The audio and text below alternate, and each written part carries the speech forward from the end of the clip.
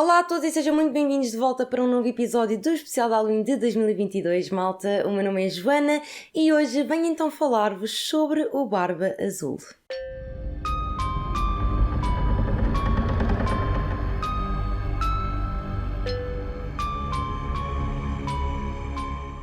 Então, malta, espero que esteja tudo bem convosco e, como eu disse no início deste vídeo, hoje trago-vos o caso do Barba Azul, que na verdade não é um caso exatamente verdadeiro, no entanto é.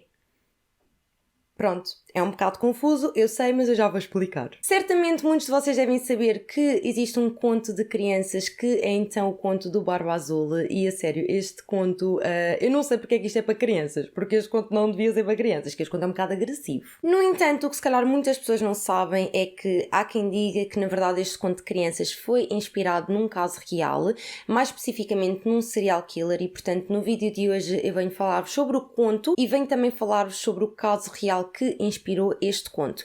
Atenção que se vocês forem pesquisar um bocadinho sobre isto, vocês vão perceber que existem várias teorias ou várias suspeitas de assassinos que inspiraram este conto. No entanto, este foi aquele que eu achei mais interessante e que também é o mais conhecido. Portanto, bora lá então passar para o vídeo de hoje. O caso de hoje, na verdade, não é um caso, mas sim um conto escrito por Charles Perrault e publicado pela primeira vez no livro que ficou conhecido como Les Contes de Malherloy, de 1697. Malta, avisei já que é assim... François não é comigo, está bem? Portanto, desculpem, eu sei que não estou a dizer os nomes corretamente, mas pronto, vamos só passar esta parte à frente. O Barba Azul era então um conde muito rico e era considerado um homem assustador por ser muito feio com uma horrível barba azul. Imaginem, socorro.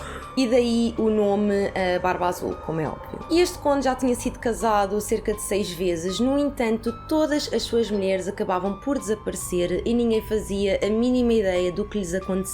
Houve então um dia em que o Barba Azul decidiu que era a altura de casar novamente e devido a isso ele decidiu então visitar um dos seus vizinhos e pediu para se casar com a filha dele. E apesar de ter existido alguma resistência ao início, eles acabaram então por se casar e foram viver para o castelo do Barba Azul. Pouco tempo depois do casamento ter acontecido, o Barba Azul avisou que ia então viajar durante algum tempo e na altura entregou todas as chaves do seu castelo à sua mulher. E agora, malta, é que esta história começa a ficar um bocadinho macabra porque, como em qualquer outra história de terror, existia o quê?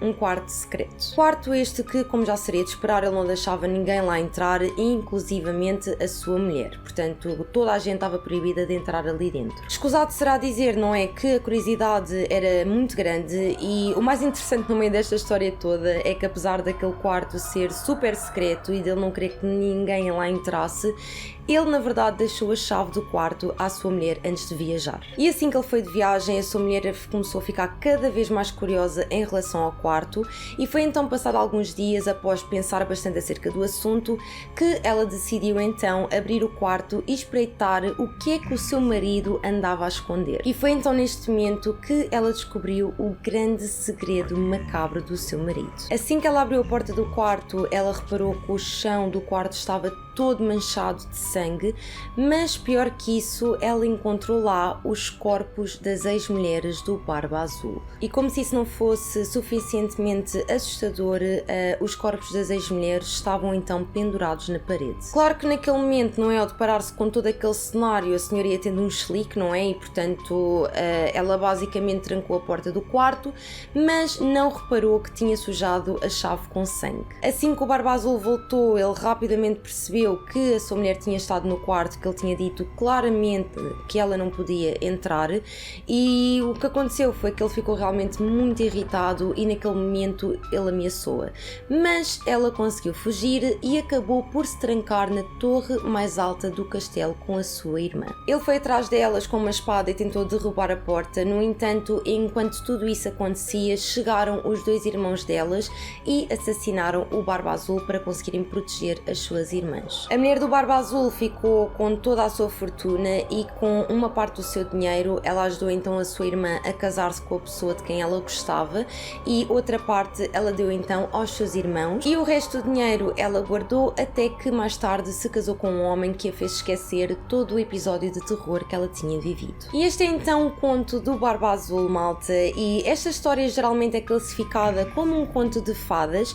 No entanto, muitas pessoas acreditam que o autor se baseou num nobre do século XV e notório assassino que se chamava então Gilles de Rais. Mais uma vez, não me levem a mal se eu estiver a dizer mal os nomes, ok? Eu não sei se é Gilles, se é Gilles, mas pronto, eu vou dizer Gilles, ok?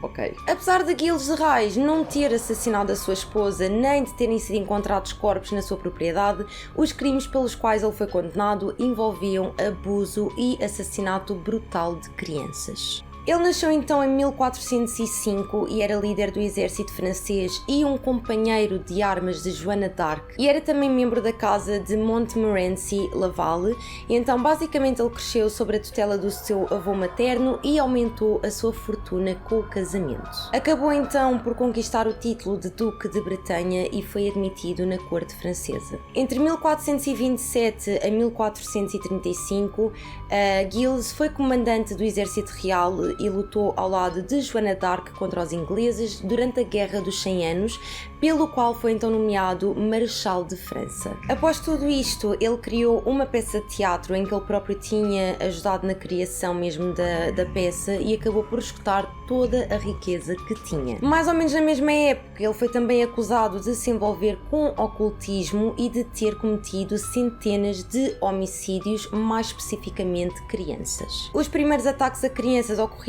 entre a primavera de 1432 e a primavera de 1433 e os primeiros crimes ocorreram em Champtocé-sur-Loire, eu não sei se estou a dizer isto bem, ok, desculpem, e passado algum tempo mudou-se para Machecoul, onde assassinou muitas crianças. Apesar de se saber que Gilles teve várias vítimas, o número é bastante incerto, não se sabe exatamente quantas foram e acho realmente importante referir que estas crianças tinham idades entre 6 e 18 anos e eram predominantemente meninos. O primeiro caso documentado foi então o caso de uma criança de 12 anos que se chamava Judon e então basicamente esta criança era um aprendiz de um vendedor de peles e houve então um dia em que os primos de Gilles foram até a esse sítio onde vendiam as peles e basicamente pediram ao homem para levarem a criança e na altura o homem não se opôs, não é? Porque eles disseram que iam só levá-lo para ele entregar uma mensagem e que depois o traziam de volta. No entanto, isso nunca chegou a acontecer. Basicamente os primos do Gilles disseram ao senhor que ignorasse o paradeiro da criança porque ele tinha sido raptado por 2 ladrões. Etienne era então o assistente de Gilles e ele na verdade foi cúmplice em vários dos crimes que ele cometeu, ok?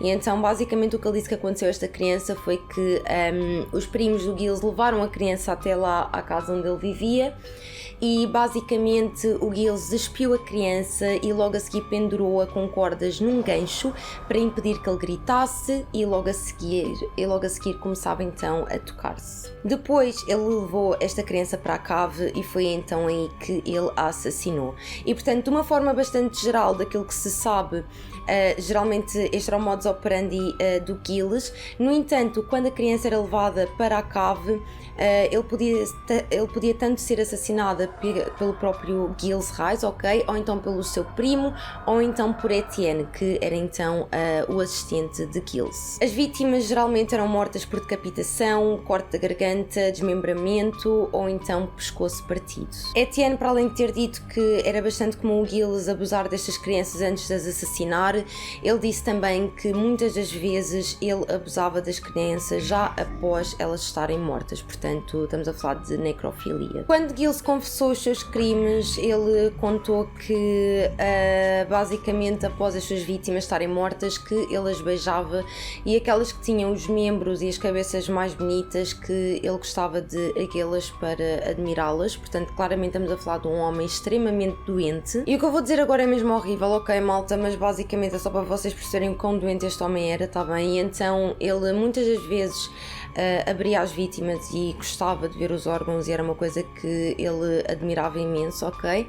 E então, para além disto tudo, uma coisa horrível que ele fazia era que quando as crianças estavam perto de perder a sua vida, ele gostava de se sentar ao lado e sentia prazer em vê-las a morrer e basicamente começava-se a rir imenso. Após todos os horrores que ele fazia às suas vítimas, os corpos eram então queimados na lareira do quarto de Giles e as suas roupas eram colocadas no fogo peça por peça para que queimassem muito lentamente e o cheiro fosse minimizado, e as cinzas eram então depois colocadas na fossa. O último homicídio conhecido deste homem foi então em agosto de 1440 e basicamente estes crimes vieram a conhecimento público porque houve uma disputa bastante violenta com um clérigo, e então o que aconteceu foi que tudo isso levou a uma investigação e basicamente trouxe à superfície todos os crimes que Giles tinha cometido no passado. Ele foi então a julgamento e considerado culpado, sendo que no dia 26 de outubro de 1440,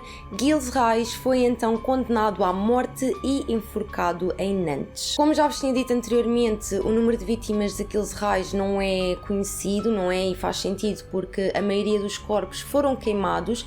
No entanto, acredita-se que foram por volta de 80 a 200 crianças e há quem diga até que foram mais de 600 crianças. E este é então o caso do serial killer que se diz ter inspirado o conto do Barba Azul, malta.